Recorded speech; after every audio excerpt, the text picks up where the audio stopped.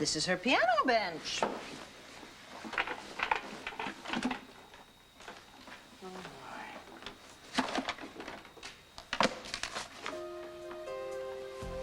Looky here. You found it? I don't know. But it smells like a confession to me.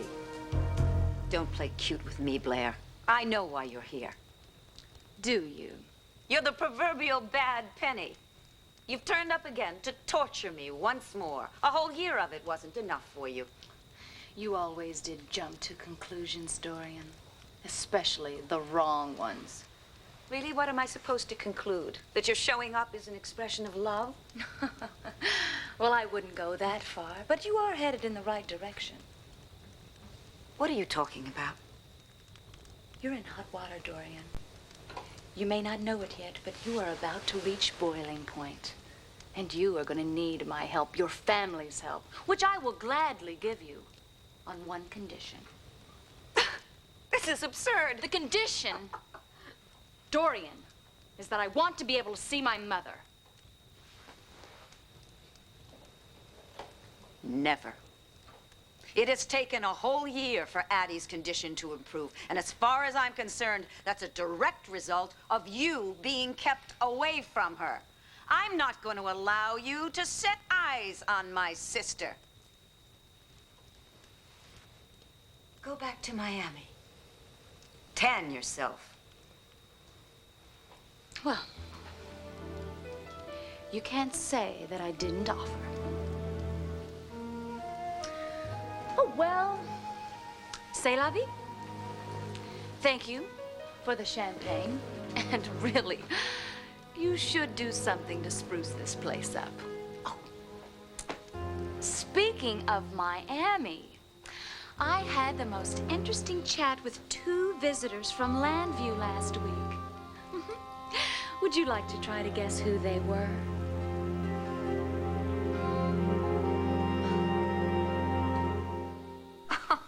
My dear, I've got better things to do than wonder who would come and visit the likes of you. I could care less whom you keep company with. Well, to each his own. But I certainly got a kick out of seeing Vicky again. Vicky? Buchanan. Blonde, blue eyes, a real intelligence there. So Vicky came to see you? All the way down to Miami. And she had the most adorable man with her, too. Who? I think his name was Sloan. Wait, yes, it was Sloan. Sloan Carpenter. Do you know this man? Because he certainly knows you, Dorian. And this is quite a book that he has written. I mean, can you believe it's already gone to paperback? And the intimations that he makes about you, ouch! Very, very nasty stuff. What did they want? Who? Oh, Vicky and Sloan? What could Vicky and Sloan possibly want to talk to you about? Like I said, very, very nasty stuff. Take care, Auntie.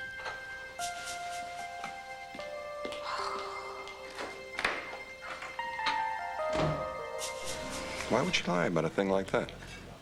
Blair? If it suited her purposes, she would lie about the weather.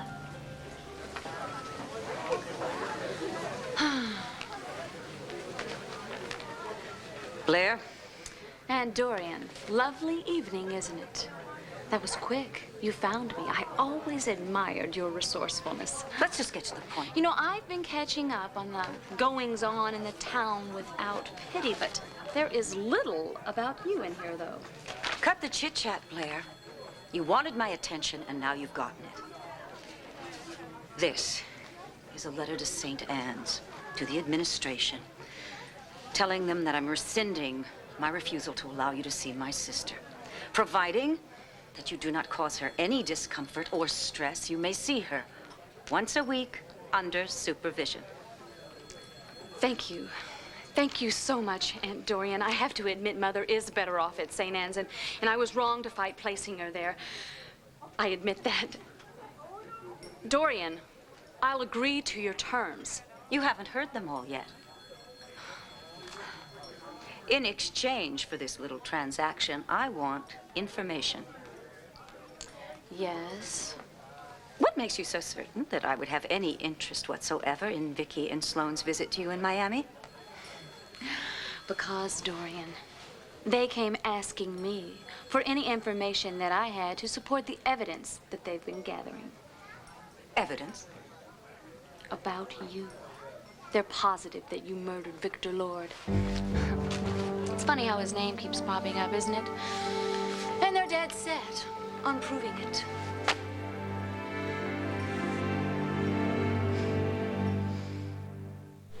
Blair, what makes you think I would be even remotely interested in the delusions that Vicky and Sloane have about my having murdered poor Victor? You tell me.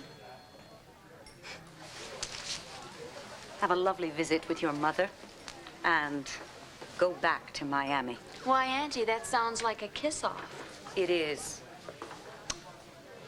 Well, I'm not so sure that I want to go back to Miami. I mean, there's only so much one can take of Art Deco by the beach. I mean, my business, it's successful.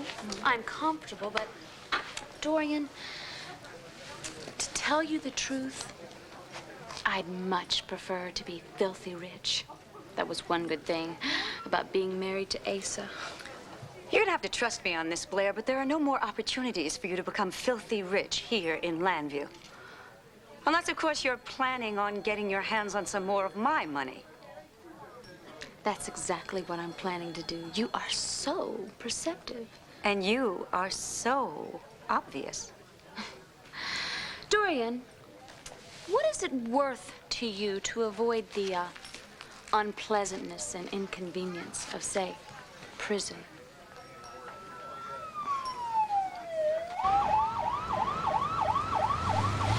There's one person I can think of that deserves to be the daughter of Dorian. The one person who can outdo Dorian. Blair Daimler. Blair Daimler. Whatever happened to her? You must be losing your touch, Blair.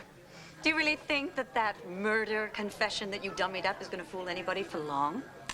No, I don't. It won't. But your canceled checks to Ethel Crawford year after year after year after year, well, I think they'll hold up to any scrutiny, don't you? I'm so sure, in fact, that I went to all the trouble into copying each and every one of them. You couldn't have. No? You copied them? Well, it wasn't easy, but being Asa's wife helped. And I do believe that I mentioned those little confessions, along with the checks, to Vicky and Sloane when they came to visit me down in Miami. You? You see, Dorian, I have two options.